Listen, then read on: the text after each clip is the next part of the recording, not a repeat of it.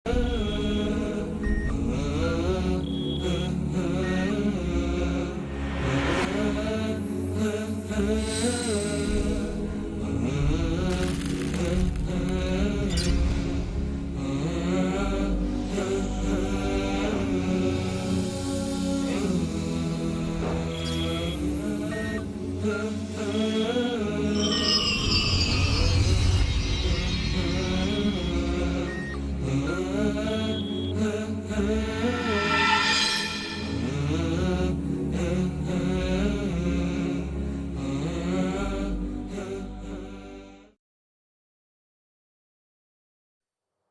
الله الرحمن الرحيم.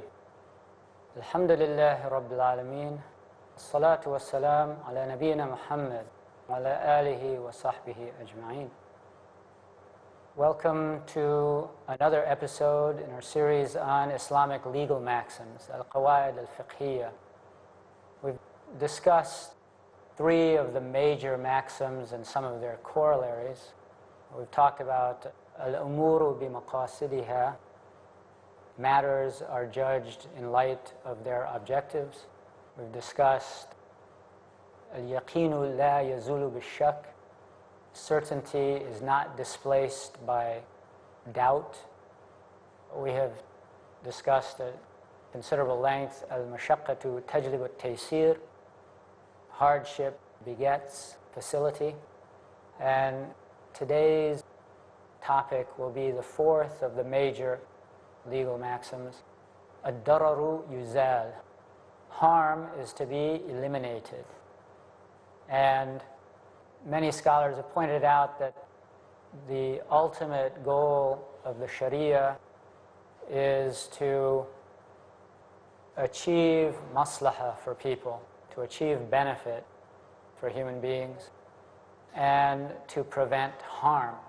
So, looked at from that angle, this maxim represents half of the entire concern of the Sharia, is preventing harm.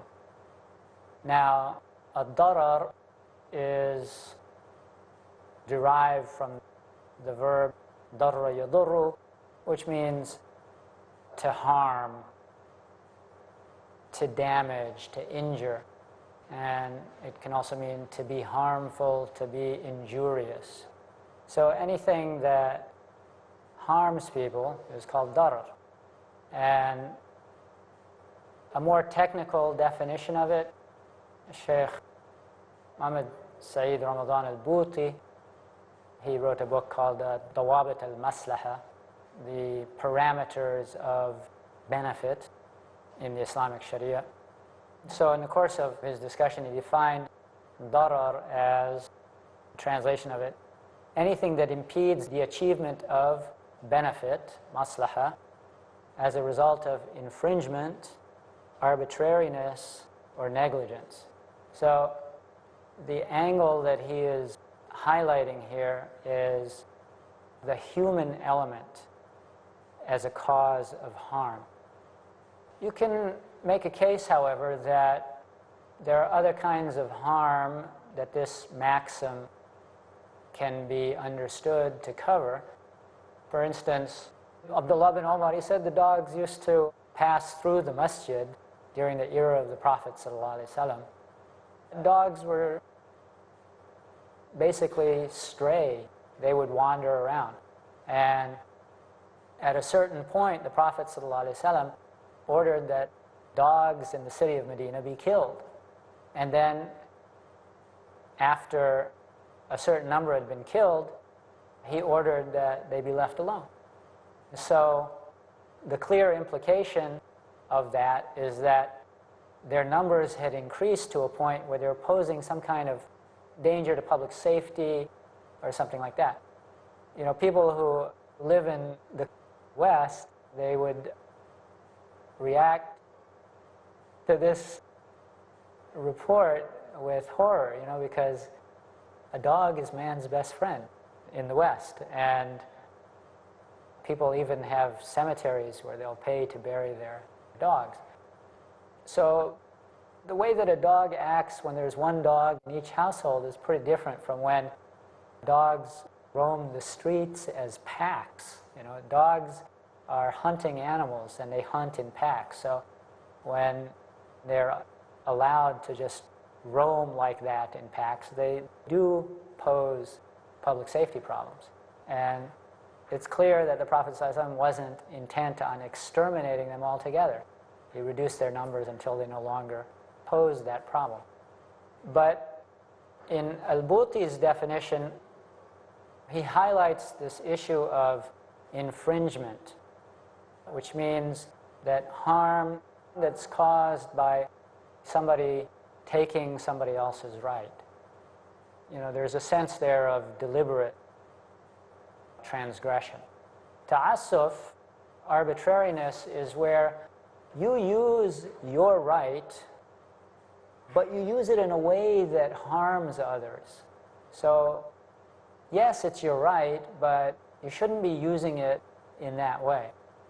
So that would also be covered by this definition.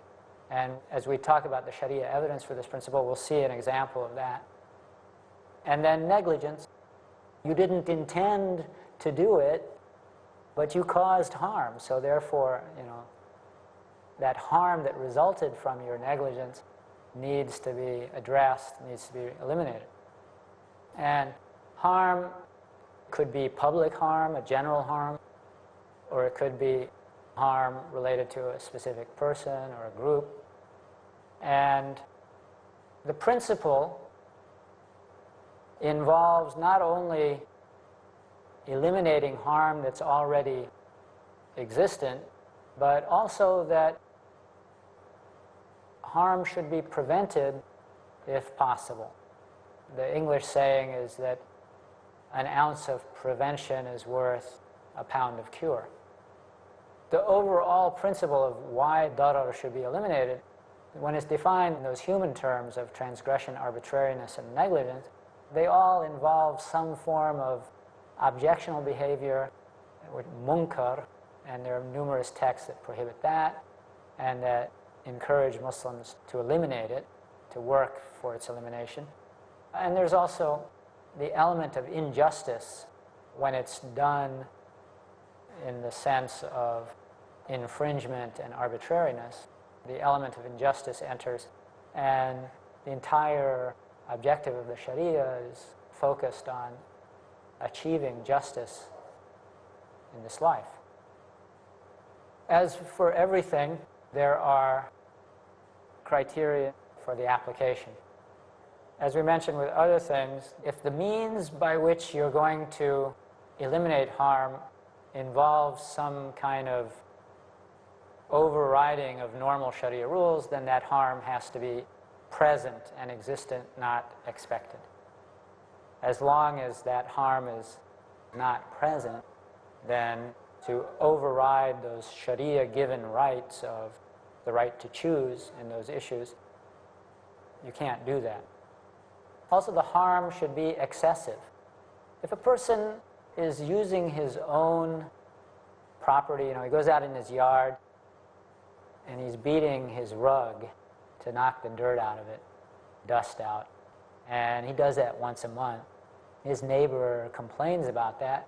His neighbor is not very justified in that, because the dust is basically settling in the man's own yard, and it's a very rare event, and so why should that bother you? Another issue with regard to this is that the harm should not be lawful. For instance, a person objects to being punished for stealing, because that will involve harm. He's going to lose his hand. Well, in this case, you've broken the law, and inflicting that kind of harm is actually prescribed by the Sharia. So that's not the kind of harm that's intended by this maxim. Also, the harm should interrupt a valid maslaha. So if a Muslim is selling liquor and he's got the bottles of liquor there in the storage, and somebody came along and destroyed that, from a Sharia point of view, there's no restitution required for that, because that maslaha that he has interrupted by breaking those bottles is a maslaha that is totally rejected by the Sharia. Among the evidences for this qaida, in Surah An-Nisa, Allah says, "Ya ayyuha alladhina amanu la ta'kulu amwalakum baynakum bil batili illa an takuna tijaratan an taradin minkum." O you believe, do not consume one another's wealth wrongfully, rather let there be trade by mutual consent. So consuming people's wealth wrongfully inflicts harm on them, and a person who knows he's being harmed in a transaction would never give his consent, his freely given consent to it. And if we look at some of the other evidence for it, the most direct evidence for it is the hadith of Abu Sa'id al-Khudri, where the Prophet ﷺ said, "La darar wa la dirar." So there's some discussion among scholars about what's the difference between darar and dirar. So there should be no darar and there should be no dirar. Darar, the dominant opinion is that darar is initiating harm, and dirar is reciprocating harm.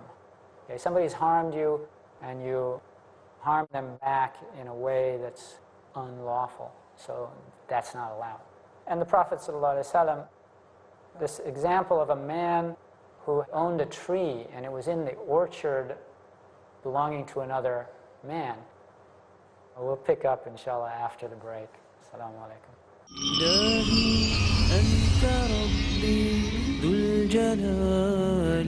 لبيك اللهم لبيك لبيك اللهم لبيك لبيك لا شريك لك لبيك لا شريك لك لبيك إن الحمد والنعمة لك والملك لا شريك لك. Where truth is hidden, misleading quotations create confusion. Where truth is hidden, lack of knowledge and wisdom cause upheaval and commotion. Where truth is hidden, manipulated scriptures and twisted facts emerge. This very hidden truth creates false propaganda, mayhem, chaos, disorder, and turmoil in our lives and the world order. But is there anyone with courage and wisdom? What is the truth? And who has the courage to expose it?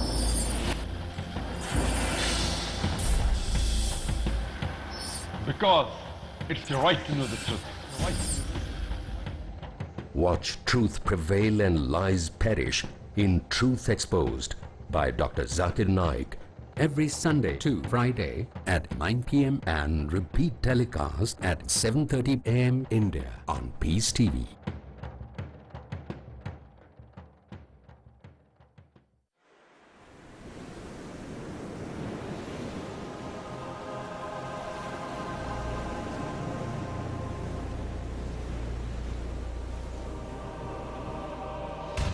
The more you hear about it, the more you desire to prepare for it. Life after death.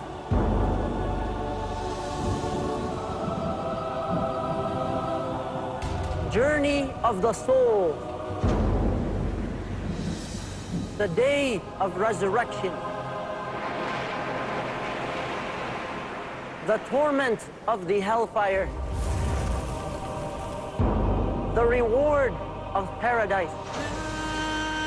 Stay tuned for a life-changing, heart-softening, spiritually uplifting series about the hereafter exclusively on Peace TV.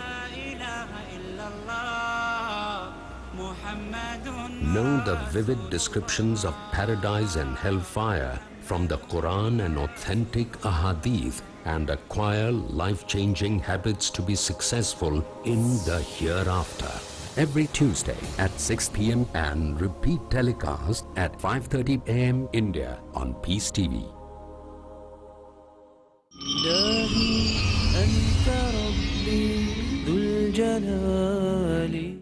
Welcome back. We're talking about the case of a man during the lifetime of the Prophet ﷺ.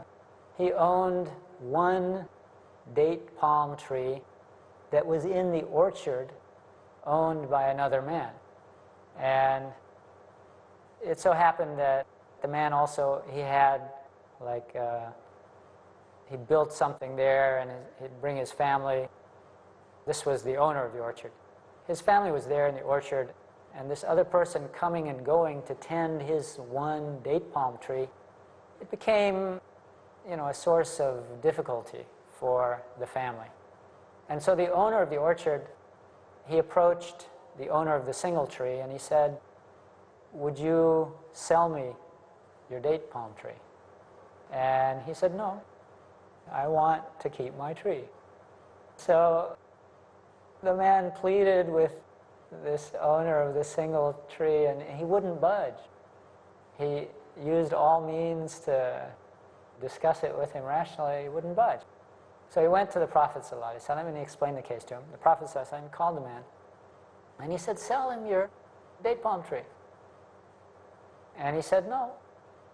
And then he said, "Well, make a gift of it to him and Allah will give you better than it in paradise." And he still refused. And so at that point, the Prophet ﷺ, he told him, "Anta mudar." You are an inflictor of harm.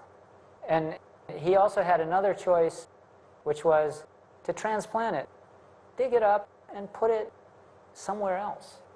So he had refused all of these reasonable requests. Finally, the Prophet ﷺ said, "Anta mudar." And he turned to the owner of the orchard. He said, "Just uproot the tree and put it outside your wall." So that's an example of a person who had a right, but he used it in a way that he didn't have to. And by using his right and insisting on his personal property rights, he imposed difficulty and hardship on others. So that's what's called ta'assuf in Arabic, the arbitrary use of a right. And then you have all kinds of Quranic verses also which mention وَلَا يُضَارُ كَاتِبٌ وَلَا شَهِيدٌ, the person who writes down the contract for a loan and the witnesses, they should not be harmed. And the wording also allows it to mean that they should not cause harm. So for them to cause harm would to be somehow to falsify the contract or to falsify their testimony. So that's prohibited. And then there are verses that prohibit a man from taking back his wife in order to inflict harm upon her. So there are numerous evidences in the Quran also prohibiting darar. And the Prophet ﷺ, he said, "Kullul Muslim al Muslim haram." Everything pertaining to a Muslim is inviolate to another Muslim. Damuhu wa maluhu wa irduh, his blood, his property, and his honor. So applications of this maxim in fiqh, there are a great number. One example, which is very simple, very obvious, it's not lawful to break the speed limit. Now, if somebody who is just starting to study Sharia, their reaction might be, it's very conceivable to me to hear this kind of a thing, which is, it wasn't prohibited. Bring me a hadith, bring me a Quranic verse saying that I can't drive faster than the speed limit. The dalil for it is the general evidence prohibiting the inflicting of harm. So if those who are in a position of authority determine that, on this road it's not safe to go more than 80 kilometers an hour, that means that they're looking out for public safety. If somebody breaks that rule, they are endangering others. If a person is a spendthrift, he's doing transactions where he keeps losing money, a judge can step and say, this person is under interdiction, al-hajr ala safih. He is not allowed to buy and sell without the permission of the court. Because if he's doing that, and squandering his wealth, and it puts his family into hardship as a result, then something needs to be done in order to prevent this harm or to eliminate the harm. Another situation in which this maxim would be invoked is a person who is criminally insane. There was a case I remember hearing about in China. This man was mentally disturbed, and people were expressing concern about it, and the authorities didn't do anything about it. And one day he ran amok. You know, he got an axe and he started chopping his neighbors up, and he managed to kill a couple of people before he was overpowered. And he was insane. So the responsible thing to do when a person is exhibiting those kind of symptoms is to have him diagnosed. If it's determined by qualified persons that this person is mentally unstable and poses a threat to other people, then something should be done about it. Another example of that was this young man who, his mother, I mean, she made a mistake. She was a gun collector in Connecticut, and the parents were divorced. The mother was raising the boy by herself, and she began to become uneasy about the boy. And he was exhibiting lots of disturbing behavior. And she began to make plans to have him put into a care facility where he wouldn't be able to harm people. And when he got wind of that, he ended up murdering his mother and then going on a killing spree at elementary school. So, I mean, she was trying to actually prevent harm, but, you know, she was overtaken by events. When you look at examples of this maxim in the context of Islamic finance, an Islamic bank should not provide financing for businesses that are harmful. So clearly, if the thing that they're making is haram, then you can't finance it. There are certain things which are lawful from a certain angle, but they can be used for harm. So companies that make assault weapons, should an Islamic bank be involved in financing the activities of such companies? You know, if these are being sold to the general public, then a very strong case could be made that no, because what do you as an individual citizen need an assault rifle for? So when you have these recurring cases of people with mental problems going into public places and killing people using these kind of weapons, then that's not something that should be aided and abetted. The Central Bank of Malaysia, they stepped in at a certain point when they saw that people were using credit cards and they were defaulting on them. The number of defaults on credit cards became alarmingly high. And so the bank stepped in, made new regulations which made it much more difficult for consumers to get credit cards unless they met certain income requirements. Now, the whole issue of credit cards is another issue which we don't have time to go into here. Obviously, your basic credit card poses all kinds of Islamic problems. Another example of this is that you have a phenomenon, for instance, insider trading. Stocks are sold on the stock market, and if you know that a certain stock, a certain company, that they're going to enter into a deal which is going to make them much more valuable, and you're in a position to buy and sell stocks, then you could make a lot of money off of that insider knowledge.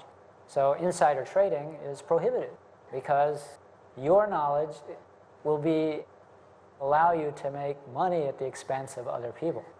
So the regulators have an obligation to step in and punish people for doing that, for other kind of antisocial business activities like hoarding. All of those activities that went unpunished in the wake of the 2008 financial crisis, those are the kind of things that should be punished. You know, in America, the government claimed that, well, these practices might be unsavory, but they're really hard to convict a person on in court. And William Black, who's a professor of economics and who was involved in prosecuting cases of this sort in the 1980s, when there was another great crisis, a meltdown of the savings and loans institutions, he prosecuted and put well over 100, I can't remember the exact number, but put hundreds of criminally liable and transgressant bank presidents and officials in prison. So where there's a will, a political will, there is a way. And when there's no will, then, oh, we just can't do it. So these are some of the manifestations of this principle of harm is to be eliminated. Walhamdulillahi Rabbil Alameen. Assalamu alaikum wa rahmatullahi wa barakatuh.